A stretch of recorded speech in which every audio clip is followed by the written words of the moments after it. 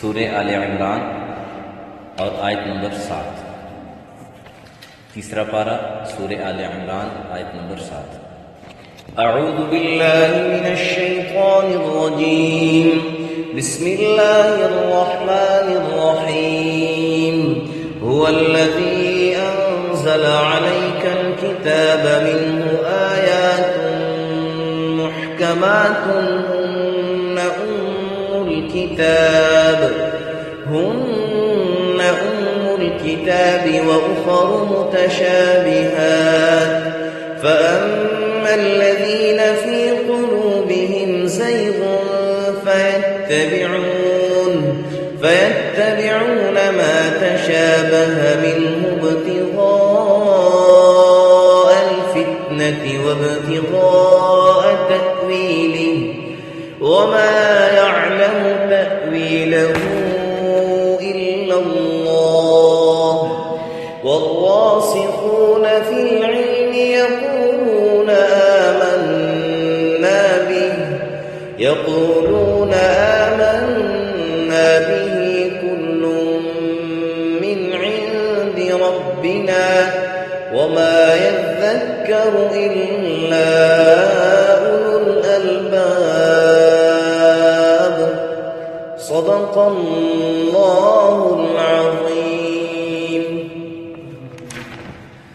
هو الذی انزل علیک الکتاب، وہ اللہ جس نے آپ پر کتاب نازل کی، منہ آیات محکمات، بعض اس میں سے آیات محکمات یعنی واضح ہیں، ہن ام الکتاب، وہ اصل کتاب ہیں یعنی کتاب کی بنیاد ہے، وأخر متشابہات، اور دوسری اس میں متشابہات آیاتیں ہیں، مشابہ ہیں یعنی جن کے معنی معلوم معنی یعنی ایک معنی متعین نہیں. فأما الذین فی قلوبہم زیغ، بس وہ لوگ جن کے دلوں میں کجی ہے، فیتبعون ما تشابہ منہ، تو وہ پیروی کرتے ہیں ان کی جو متشابہات ہیں ان میں سے، اس لیے ابتغاء الفتنہ، گمراہی پھیلانے کے، فتنہ پھیلانے کی غرض سے، وابتغاء تأویل،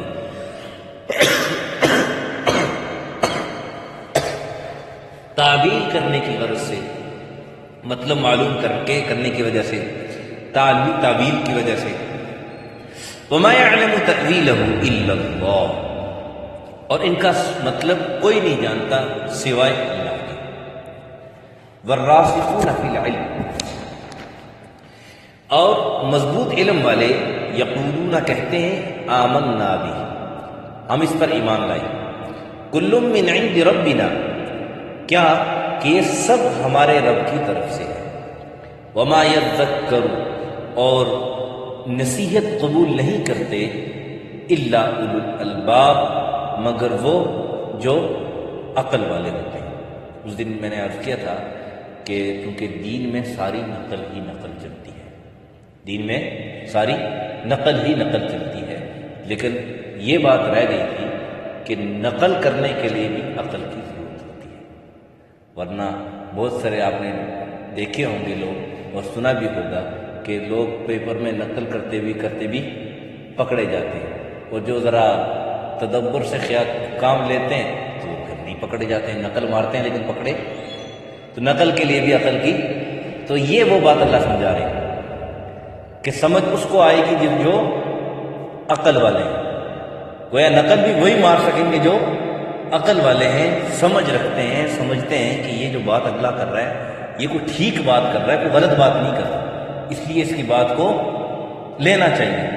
اور ویسے جیون کے طور پہ عرض کر دوں کہ دوسری جگہ میں آگے وہاں پر تفصیل سے انشاءاللہ عرض بھی کیا جائے گا کہ اللہ تعالیٰ فرماتے ہیں، فبشر عباد الذین یستمعون القول فیتبعون احسن اولئک ہداهم واولئک هم اولو الالباب، کہ جو توجہ سے بات سنتے ہیں نا، توجہ سے. اچھا ایک ہوتا ہے ویسے بات سننا، میں بات کر رہا ہوں اور کسی نے چلتے چلتے سن، ایک ہے کان لگا کر سننا.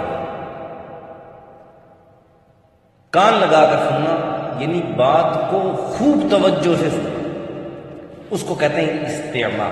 ایک ہوتا ہے اسماع، سماع، سن لیا. ایک ہے استماع، توجہ سے، کان لگا کر.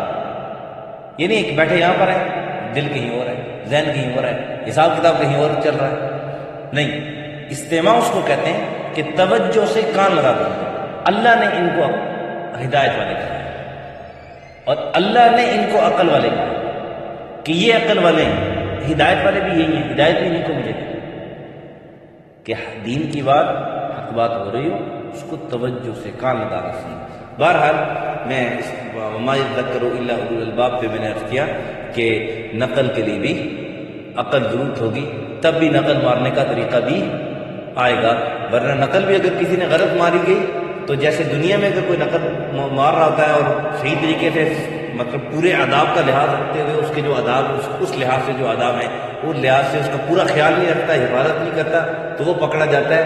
اسی طرح دنیا میں دین کے معاملے میں کوئی نقل مارے گا اور غلط نقل مار جائے گا، آداب کا لحاظ نہیں رکھے گا تو وہ بھی آخرت میں پکڑا جائے گا. ان بخش اللہ کی پکڑ بڑی سخت. بہرحال یہ بات ہو رہی تھی نصرانیوں کے متعلق، عیسائیوں کے متعلق. عیسائی آئے نبی اسلام کے پاس، 60 لوگوں کا وفد، ایک معزز وفد نبی اسلام کے پاس آیا تھا. انہوں نے سوال رکھے تھے، سوالوں کے جواب دیے تھے، سوالوں کے جواب. اس میں انہوں نے ایک سوال کر ڈالا. سوال یہ کیا، جب اور کوئی بات نہ بنی نا تو کہا کہ دیکھیں نا جی، ہم عیسیٰ علیہ السلام کو اللہ کا بیٹا کہتے ہیں، ہم عیسیٰ علیہ السلام کو اللہ کا بیٹا کہتے ہیں. یہ تو آپ کے قرآن سے بھی ثابت ہے، اس قسم کے الفاظ تو آپ کے قرآن سے بھی ثابت ہے، پھر کیا کرو گے؟ تو انہوں نے کہا کہ دیکھو قرآن مجید میں بھی ہے روح اللہ، کلمۃ اللہ بھی لکھا ہوا ہے عیسیٰ علیہ السلام کے مطابق. تو ہمارے لیے ہمارے دلیل، ہماری بات کا مدعا ماننے کے لیے ثبوت دلیل کے طور پر وہ کہتے ہیں نا کہ اصل دلیل وہ ہے جو دوسرے کے گھر سے ہو، دوسرے کے گھر سے دلیل دے رہے ہو. مثال کے دے رہا ہوں کہ دو جو ہے نا وہ مذاہب والوں کا آپس میں مکالمہ ہو رہا ہے اور ایک بات کی رد کر رہا ہے کہ یہ تو غلط کر رہا ہے، تو وہی اٹھ کے اسی کے گھر سے اس کو بتلا دے کہ میں یہ کیسے میں کروں تو غلط ہے، تو کرے تو ٹھیک ہے، تو نے بھی تو فلانے موقع پر یہ کہا تھا، یہ کیا تھا. تو انہوں نے کہا کہ دیکھو آپ اس قرآن میں تو روح اللہ بھی ہے، کلمۃ اللہ بھی لکھا ہوا ہے، تو پھر تو بات ہماری تو دلیل کے لیے یہی کافی ہے، اور تو ہمیں دلیل کی ضرورت ہی نہیں ہے. اس ضمن میں اللہ تعالیٰ نے اس آیت کا جواب دینے کے لیے پھر اس ضمن میں پوری بات سمجھا کہ انہوں نے یہاں سے چور راستہ ڈھونڈا ہے تو کل یہ کسی اور الفاظ کے ذریعے سے چور راستہ ڈھونڈ سکتے ہیں. اس لیے یہ آیت عیسائیوں کے عقائد کو ثابت کرنے کے لیے جتنے بھی چور راستے تھے ان پہ گویا مکمل ناپا ہے. یہ آیت جتنے بھی ان کے چور راستے تھے ان سب پہ گویا مکمل طور پر کیا ہے، ناپا، باڑ، کہ اب کوئی چور راستہ استعمال نہیں کر سکتے، تمہارا کہیں بھی کوئی حربہ بھی. اس آیت کو سمجھنے کے لیے تھوڑے سے اس کا جو ہے نا وہ خلاصہ سمجھیں. قرآن کریم کے اندر بلکہ جتنی بھی اللہ تعالیٰ کی کتابیں ہیں ان میں 2 قسم کی آیات ہیں. ایک ہیں آیات محکمات، ایک ہیں آیات متشابہات. محکمات ان آیات کو کہتے ہیں کہ جن کا معنی معلوم متعین ہو چکا ہے، یعنی لفظی معنی بھی، یعنی وہ یہ سمجھے کہ ان کا وہی معنی ہو سکتا ہے، اس کے علاوہ کوئی اور معنی، کوئی تعبیر اس کے اندر نہیں کی جا سکتی. مثال کے طور پر جیسے کہا کہ واقعی الصلاۃ، نماز قائم کرو، تو اب اس سے مراد نماز یا کوئی اور نہیں. یا کسی کو کہا کہ الحمدللہ رب العالمین، تمام تعریفیں اللہ کے لیے جو تمام جہانوں کا رب ہے. تو اب یہ اللہ کا لفظ صرف اللہ کے لیے بولا جاتا ہے اور کسی کے لیے یہ متعین ہو چکا ہے، متعین ہو چکا ہے۔ اسی طرح کو اور مثالیں سمجھیں، مثلا پنکھا ہے، کسی کے نام رکھتے پنکھا، تو کوئی اس کو پنکھا کہے گا کہ لفظ اس چیز کے لیے متعین ہو۔ تو ایسی آیات جن کے الفاظ ان کا معنی متعین ہو چکا ہو، واضح ہو، ظاہر ہو، ان کو آیات محکمات کہتے ہیں۔ اور یہ بنیاد ہے،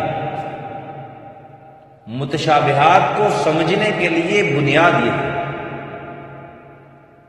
دوسری قسم کی آیات ہیں متشابہات، کہ جن کے معنی میں کئی قسم کے احتمالات ہو سکتے ہیں، کئی قسم کے احتمالات ہو سکتے ہیں۔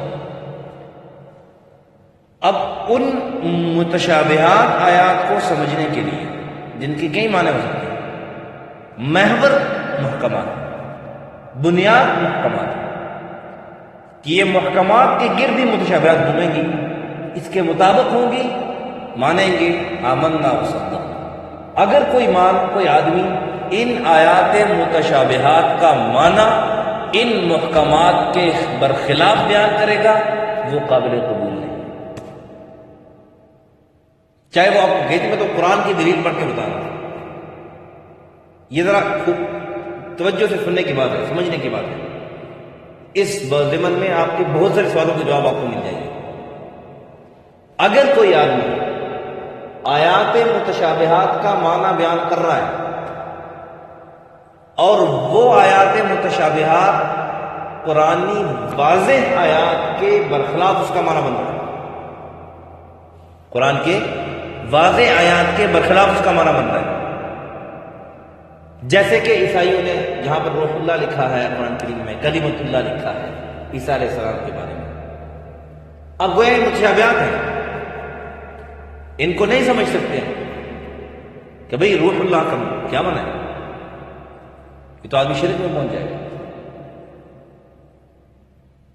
تو اس کو سمجھنے کے لیے بنیاد قرآن دوسری توحید والی آیتیں ہیں جو واضح ہیں کہ اللہ قل هو اللہ احد اللہ الصمد لم یلد ولم یولد ولم یکن له کفوا احد، ان کے اندر کسی قسم کا کوئی احتمال نہیں ہو سکتا۔ تو جو آیات ایسی ہیں جن کے معنی میں کئی احتمالات ہو سکتے ہیں، اس میں پھر کیا ہوتا ہے، کیونکہ کئی احتمالات ہیں، ہر ایک اپنے اپنے معنی بیان کرنے شروع کرتا ہے اور اس سے اپنا مذہب ڈھونڈنا شروع کر دیتا ہے، اپنے مذہب کے مطابق اس کو ڈالنا شروع کر دیتا ہے، نہیں جی اس کا مطلب یہ ہے، اس کا مطلب یہ ہے۔ تو گویا ان کو سمجھنے کے لیے محور بنیاد وہ آیات ہیں جو بالکل واضح ہے، جو بالکل واضح ہے۔ اگر کوئی آدمی متشابہات کا معنی ان کے برخلاف بیان کر رہا ہے، مثلا آج ابھی کوئی کہے کہ اللہ کا بیٹا ہے، عیسیٰ علیہ السلام نعوذ باللہ اللہ کے بیٹے ہیں، کیونکہ اللہ کی روح ہے، روح اللہ کہا گیا ہے، اللہ کی روح ہے، نعوذ باللہ صلی اللہ علیہ وسلم، اس لیے اللہ کے بیٹے ہیں یا اللہ نعوذ باللہ۔ تو قل هو اللہ احد اللہ الصمد، اور احد جو ہے قل هو اللہ احد، یہی تو یہ بتلا رہا ہے کہ اللہ کے علاوہ کوئی نہیں ہے، اور وہ واضح ہے، کوئی اس کے اندر دوسرا احتمال، دوسرا معنی نہیں بن سکتا۔ تو سمجھنے کی بنیاد محور پھر قل اللہ احد والی آیت ہے، روح اللہ کلمۃ اللہ والی آیت، اس معاملے کو سمجھنے کے لیے ہاں اس روح اللہ کا معنی ہم قل اللہ احد کے تحت لیں گے، اس کے ضمن میں لیں گے، اس کو سمجھ کر لیں گے، اس کو مد نظر رکھتے ہوئے لیں گے۔ جیسے کہتے ہیں نا کہ یار تم مجھ سے بات کر رہا ہے، میری حیثیت کو، میرے مرتبے کو، میرے عہدے کو مد نظر رکھتے ہوئے میرے ساتھ بات کر رہا ہے۔ تو اسی طرح کسی متشابہ آیات کا معنی کرنے کے لیے ہم جو آیات محکمات ہیں، وہ آیات جن کا معنی واضح ہے، ان کو مد نظر رکھتے ہوئے ان کا معنی بیان کریں۔ مثال کے طور پر اللہ تعالیٰ نے کہا کہ ید اللہ، اللہ کا ہاتھ، اللہ کا ہاتھ، تو اس کا کیا جواب دیتے ہیں علماء کرام؟ پیچھے بھی اللہ کا ہاتھ کیسے ہے، کیا کہتے ہیں؟ کمائے نشانی، کیونکہ اللہ ہاتھ کی ضرورت اس کو ہوتی ہے جو محتاج ہو۔ کیوں کہ جس کا ہاتھ نہ اس سے پوچھو تمہیں کیا چاہیے، کیا کہتا ہے؟ یہ کہتا ہے نا اللہ مجھے ہاتھ دے دے، تو گئے وہ ہاتھ کا محتاج ہے نا. تو اگر کہیں جی ہمارے جیسا اللہ کا ہی ہاتھ ہے، کوئی کہنا شروع کر دے، کیونکہ قرآن میں ہے نا جگہ جگہ ہے ید اللہ فوق ایدیہم، اللہ کا ہاتھ ان کے ہاتھ کے اوپر ہے. ٹھیک ہے. تو اس آیت کا معنی کرنے کے لیے ہمیں قرآن کی جو دوسری آیت ہے کہ اللہ تعالیٰ کسی چیز کا محتاج نہیں، ان اللہ علی کل شیء قدیر. آیت الکرسی کو دیکھ لو، آیت الکرسی کو دیکھ لو کہ اللہ کی توحید، اللہ کی قدرت بیان کی جا رہی ہے کہ اللہ کسی چیز کا محتاج نہیں. اور پھر اللہ الصمد یہی بتلا رہا ہے کہ اللہ کو اللہ بے نیاز ہے، کسی کا اللہ محتاج. تو پھر ان ید اللہ فوق ایدیہم کا مطلب ہم اس اللہ الصمد کو دیکھ کر، ان باقی آیات کو دیکھ کر، آیت الکرسی کو دیکھ کر اس کے ضمن میں اس کے مطابق بیان کریں گے کہ ید اللہ فوق ایدیہم کا مطلب کیا ہے کہ اللہ کی مدد ان کے ساتھ ہے، اللہ کی مدد ان کے ساتھ ہے. تو متشابہات کو سمجھنے کے لیے وہ آیتیں جن کا معنی مفہوم بظاہر کچھ اور بن رہا ہے، حقیقت میں کچھ اور ہے، تو اس کو ہم اپنے معنی میں ان کے مطابق نہ لیں، بلکہ جو واضح آیات ہیں ان کو مد نظر رکھتے ہوئے اس کا معنی بیان کریں. یہ اس آیت آج کے سبق کا صرف یہی خلاصہ ہے. اللہ کرے ہمیں بات سمجھ میں آ جائے. میں بار بار اس لیے ریپیٹ کر رہا ہوں کہ یہ تھوڑی سی پیچیدہ سی بات لگتی ہے، بار بار سمجھ میں نہیں آتی. تو ان کے محکمات کو واضح مد نظر رکھتے ہوئے جب ہم معنی بیان کریں گے پھر مشکل پیش نہیں آئے گی، پھر ہمارا عقیدہ نہیں بگڑے گا. کیوں کہ ہمارے لیے اصل، اور اس اللہ نے کہا دیا، میں نہیں کہہ رہا ہوں، ہن ام الکتاب، جو آیات محکمات ہیں نا یہ بنیاد ہے کتاب کی، کہ جو واضح ہے، جو آیات واضح ہے. اچھا، تو اسی لیے اللہ فرمایا فَأَمَّا الَّذِينَ فِي قُلُوبِهِمْ زَيْغٌ، جن کے دلوں میں کجی ہے نا تو وہ پھر ان کے ذریعے فتنہ حاصل ہوتے ہیں اور اپنی طرف سے تعویلات کر کے عیسائیوں کی طرح اپنے معنی ان کی بیان کرتے ہیں اور گویا دین کو، قرآن کو اپنے مذہب کے مطابق ڈالنے کی کوشش کرتے ہیں. ہونا یہ چاہیے کہ قرآن کو جو مذہب ہے، جو مذہب قرآن میں بیان کیا گیا ہے، ہم اپنے آپ کو اس کے مطابق ڈالیں. لیکن ہم کیا کرتے ہیں؟ ہم یہ کرتے ہیں کہ ایک چیز اپنے ذہن میں طے کر لیتے ہیں کہ یہ کام ایسے ہونا چاہیے، پھر اس کے مطابق قرآن میں آیتیں ڈھونڈنا شروع کر دیتے ہیں، اس کے مطابق کون سی آیت ہے. آپ کو پوچھے تھے کہ یہ دیکھو جی لکھا ہوا، اور اگر کوئی نہ ملے، بظاہر نہ ملے، تو پھر کسی آیت کو موڑ توڑ کے اس کا مطلب مفہوم بیان کر اپنی طرف سے بنا کے متشابہات آیت کو لے کے اس کا سارا لے کر بیان کرتے ہیں. تو ان کو اللہ تعالیٰ کا وَأَمَّا الَّذِينَ فِي قُلُوبِهِمْ زَيْغٌ کجی، تو پھر وہ کیا کرتے ہیں؟ فتنہ، لوگوں کے میں گمراہی پیدا کرتے ہیں. اور پھر کہا وَمَا يَعْلَمُ تَأْوِيلَهُ إِلَّا اللَّهُ.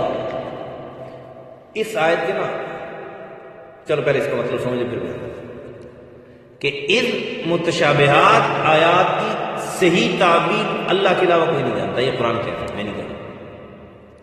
متشابہات آیات کی تعبیر ید اللہ فوق ایدیہم، استواء علی العرش، اس کا صحیح معنی کیا ہے؟ میں نے کہا جی اللہ تعالیٰ کرسی پر متوجہ ہو یا کرسی پر بیٹھا، تو اب اللہ کو کرسی کی ضرورت ہے گویا؟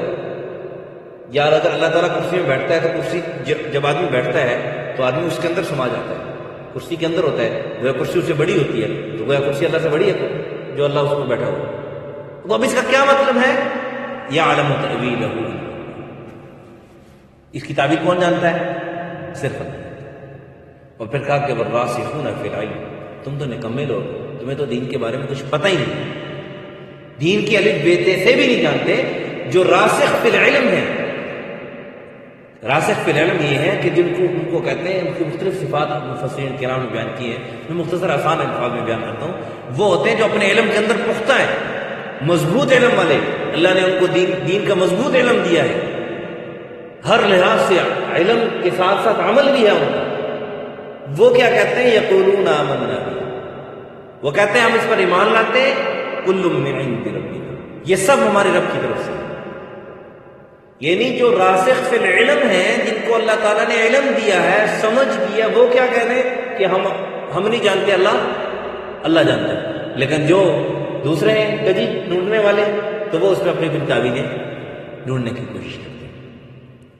مفسرین کرام نے اس جگہ کے اندر، چونکہ یہ وقف لازم ہے، وقف لازم، وما يعلم تأویلہ الا اللہ، اس پر وقف لازم بھی ہے اور وقف منزل بھی لکھا ہوا ہے. سائڈ پہ دیکھیں دونوں لکھے ہیں, نظر آ رہے ہیں سارا. وقف لازم بھی لکھا ہوا ہے, وقف منزل بھی لکھا ہوا ہے. اکثر اوقات آپ دیکھیں گے کہ جہاں پہ وقف لازم لکھا ہوتا ہے نا وہاں پہ کوئی اور نہیں لکھا ہوتا ہے. بہت کم جگہ ایسے ہوتی ہے کہ جہاں پہ دوسرا بھی ساتھ لکھا ہوتا ہے, ورنہ جب لازم آ گئے تو اسی کو ترجیح ہوتی ہے اور کچھ اکثر جگہ میں اکثر کی بات کرتا ہوں یہاں پہ ساتھ وہ بھی لکھا ہے. اس میں مفسرین کرام لکھتے ہیں, محدثین کرام بھی, کہ اگر اس پر وقف کریں تو بھی معنی ٹھیک ہے, اور اگر نہیں کرتے تب بھی معنی ٹھیک ہے. تب بھی معنی وہ کیسے ٹھیک ہو سکتا ہے؟ وَمَا يَعْلَمُ تَأْوِيلَهُ إِلَّا اللَّهُ, اس کی تعویل نہیں جانتا سوائے اللہ کے. وقف ہو گیا. وَالرَّاسِخُونَ فِي الْعِلْمِ, اور راسخ فی العلم, پختہ علم والے لوگ, یقولون, وہ کہتے ہیں, آمنا بھی, ہم اس پر ایمان لائے. ایک تو یہ. اور اگر وقف یہاں پہ کریں, وَمَا يَعْلَمُ تَأْوِيلَهُ إِلَّا اللَّهُ وَالرَّاسِخُونَ فِي الْعِلْمِ, اس کی تعویل اللہ جانتے ہیں, جو علم کے اندر پختہ ہے, اللہ نے ان کو سمجھ دیا ہے. لیکن اس سمجھ کے باوجود بھی وہ کیا کہتے ہیں؟ کل من عند ربنا, یہ سب اللہ کی طرف سے ہے. آمنا بھی, ہم اس پر ایمان لاتے ہیں. گویا ہم بھی اس کے اندر اللہ نے سمجھ دی ہے, لیکن اس کے اندر ہم بولنے کی جرت, بولنے کی جسارت نہیں کرتے. آمنا بھی, صرف اس پر کیا لاتے ہیں؟ ایمان لاتے ہیں. یہ اس لیے میں نے معنی بیان کیا کہ کوئی یہ نہ کہہ دے کہ دیکھو نا جی والراسخون فی العلم کے بارے میں کہہ دیا, اللہ تعالیٰ نے بیان کر دیا, تو کوئی یہ نہ کہہ دے کہ دین گویا جو علم والے ہیں ان کے لیے کوئی اور دین ہے, جو علم نہیں ہے ان کے لیے کوئی اور دین ہے. نہیں, اللہ بیان کر رہے ہیں کہ جو تم سے بڑے لوگ ہیں نا, بڑے, اس کی مثال یہ سمجھ لو کہ ہمیں آیا کہ کوئی کہے کہ بھائی آپ کا پلٹون حوالدار مان گیا ہے, آپ کیسے نہیں مانتے؟ آپ کے بریگیڈیئر صاحب, کمانڈر صاحب مان گئے, انہوں نے میرے ساتھ اس بات پہ ایگریمنٹ کر لیا, آپ کیسے نہیں مان رہے ہو؟ جب یہ بات ہو جائے نا تو کہتے ہیں ٹھیک ہے, انہوں نے مان لیا, مان لیا. کسی بات پہ انہوں نے ایگریمنٹ کر لیا, ٹھیک ہے, ان کا ایگریمنٹ ہے. یا جیسے جو فرمانبردار بیٹے ہوتے ہیں, ان سے کوئی کہے بھی میرے آپ کے متعلق, آپ کے فلانے مال کے متعلق آپ کے باپ سے میری یہ ایگریمنٹ ہوئی ہے, تو کہتے اگر فرمانبردار ہوتا ہے, باپ کا چاہنے والا ہوتا ہے, چاہے اس کو نقصان بھی نظر آئے, والد کی عزت احترام دل میں رکھ کے وہ کہتا ہے ٹھیک ہے, والد مجھے کہہ دیا. شادی کے معاملے میں بھی, اور یہ ہونا بھی چاہیے, ضمن میں عرض کر رہا ہوں, یہ ہونا بھی چاہیے کہ شادی جو ہے نا والدین کی اجازت سے اور ان کی منشا مرضی کے مطابق ہونی چاہیے. اگرچہ دین جو ہے نا ترغیب یہ دیتا ہے والدین کو بھی کہ اپنے بیٹوں کی, بچوں کی جو ہے نا وہ مرضی بھی دیکھا کرو, اس کو بھی مد نظر رکھو, لیکن والدین کو چھوڑ کے تو نقصان ہی ہوتا ہے, اکثر نقصان ہی دیکھا, فائدہ کوئی. تو بہرحال یہ کہ کوئی یہ کہے کہ بھائی والد, آپ کے والد سے میری یہ بات ہو گئی ہے, وہ کہتا ٹھیک ہے, والد صاحب نے کہہ دیا, بس ٹھیک ہے. تو اللہ تعالیٰ فرمانا کہ تمہیں تو پتہ ہی نہیں دین کے بارے میں کچھ. جو دین کے اندر سمجھ رکھنے والے, علم رکھنے والے, وہ یہ کہتے ہیں آمنا بھی, ہم اس پر ایمان لاتے ہیں. تو گویا جب وہ یہ کہہ رہے ہیں کہ ہم اس پر ایمان لا رہے ہیں, تو تمہیں تو بدرجہ اولا کہنا چاہیے, ان کو سمجھ بھی ہے, تمہیں تو سمجھ بھی نہیں ہے. جب کسی کو سمجھ نہ ہو تو کیا کہتے ہیں, بعض اوقات مشورہ ہو رہا ہو نا, مشورہ ہو رہا ہو, تو جو بھائی بیٹھے ہوئے آپس میں مشورہ کر رہے ہیں, والد مشورہ لے رہے ہیں, تو ان میں سے جو ناسمجھ ہے تو کیا کہتا ہے, بس ٹھیک ہے جیسے بڑھیا نے کیا, بچے مجھے تو سمجھ نہیں آ رہی, لیکن جیسے بڑوں نے کہا ہے. تو بھائی آپ کے بڑے یہ کہہ رہے ہیں, آپ کو دین کے بارے میں سمجھ نہیں ہے, ان کو سمجھ ہے, وہی جب یہ کہہ رہے ہیں تو تمہیں بھی یہی کہنا چاہیے, اور دین میں کجی اور اپنی طرف سے مطلب ڈھونڈنا نہیں چاہیے. کل من, لیکن بہتر اور صحیح بات یہی ہے کہ یہاں پر وقف لازم کیا جائے, اور وقف لازم ہی کرنا اولا اور افضل ہے, کہ اس کی تعویل صرف اللہ جانتا ہے, اور جو راسخ فی العلم ہے, پہلی بات ہے وہ جانتے ہی نہیں, لیکن اگر جانتے بھی ہیں, کچھ سمجھ ان کو آتی بھی ہے, تو اس کے باوجود بھی وہ بولنے کی جسارت نہیں رکھتے, وہ یہی کہتے ہیں آمنا, ہم اس پر کیا لائیں, ایمان لائیں. کل من عند ربنا وما یذکر, اور یہ جو نصیحت ہے, جو بات بتلائی ہے پیچھے کا, اس کو سمجھنے کے لیے عقل بھی, اور اسی لیے جو پیچھے آیات محکمات اور متشابہات میں فرق اور کس کو جو ہے نا فضیلت حاصل ہے، کہ کس کو یعنی پرائرٹی حاصل ہوگی، تو آیات محکمات کو پرائرٹی حاصل ہوگی، آیات محکمات کو پرائرٹی حاصل ہوگی مطلب سمجھنے کے لیے۔ تو کہا یہ بات سمجھنے کے لیے بھی عقل کی ضرورت ہے، جس کے اندر یہ ہوگی اس کو یہ بات سمجھ میں آگے ہوگی۔ اگر آپ سارے جو ہے الحمدللہ، میں کسی کو نعوذ باللہ یہ نہیں کہتا ہوں آپ میں عقل نہیں ہے، آپ سارے ماشاءاللہ مجھ سے زیادہ سمجھدار ہیں، پھر بھی اگر کسی کو سمجھ میں نہ آئے کسی بھی وجہ سے تو پھر بعد میں بھی پوچھ سکتے ہیں۔ اللہ اکبر۔ هو الذي انزل عليك الكتاب منه آيات محكمات هن ام الكتاب واخر متشابهات، وہ اللہ جس نے آپ پر کتاب نازل کی، اس میں دو قسم کی آیات ہیں، ان آیات محکمات، محکمات واضح آیات وہی اصل ہیں، بنیاد ہیں کتاب کی، واخر متشابہات، اور اس کے علاوہ متشابہات آیات ہیں جن کے معنی معلوم یا معین نہیں ہیں، بعض کے معنی معلوم ہی نہیں ہے، بعض کے معنی متعین ہی نہیں۔ فَأَمَّا الَّذِينَ فِي قُلُوبِهِمْ زَيْغٌ، بس جن کے دلوں میں کجی ہے، فَيَتَّبِعُونَ، وہ پیروی کرتے ہیں، مَا تَشَابَهَ مِنْهُ ابْتِغَاءَ الْفِتْنَةِ وَابْتِغَاءَ تَأْوِيلِهِ، متشابہ آیات کی وجہ سے اس میں گمراہی پھیلانے کی غرض سے اور تعویل کرنے کی غرض سے، وَمَا يَعْلَمُ تَأْوِيلَهُ إِلَّا اللَّهُ، کی تعویل کوئی نہیں جانتا سوائے اللہ کے، وَالرَّاسِخُونَ فِي الْعِلْمِ، اور جو مضبوط علم والے ہیں، علم کے اندر مضبوط ہیں، یقولون، وہ کہتے ہیں، آمنا بہ، ہم اس پر ایمان لائے، کل من عند ربنا، یہ سب ہمارے رب کی طرف سے ہے، وما یذکر الا اولو الالباب، اور سمجھانے سے وہی سمجھتے ہیں جن کو عقل ہوتی ہے، جن کو عقل ہوتی ہے وہی سمجھتے ہیں۔ اور پھر راسخ بالعلم کو کیا دعا کرتے ہیں اللہ سے، وہ بھی آگے سبق میں انشاءاللہ اب چلے گی۔ اللہ ہم سب کو سمجھ عمل کی توفیق نصیب فرمائے۔ الحمدللہ والعاقبۃ للمتقین، والصلاة والسلام علی اشرف الانبیاء والمرسلین وعلى الملائکۃ المقربین وعلى عباد اللہ الصالحین۔ یا رب لك الحمد كما ينبغي لجلال وجهك وعظيم سلطانك، اللهم احفظنا من كل بلاء الدنيا وعذاب الآخرة، اللهم إنا نسألك العفو والعافية والمعافاة الدائمة في الدين والدنيا والآخرة، والفوز بالجنة والنجاة من النار، صلى الله على النبي الكريم محمد وعلى آله وصحبه وسلم۔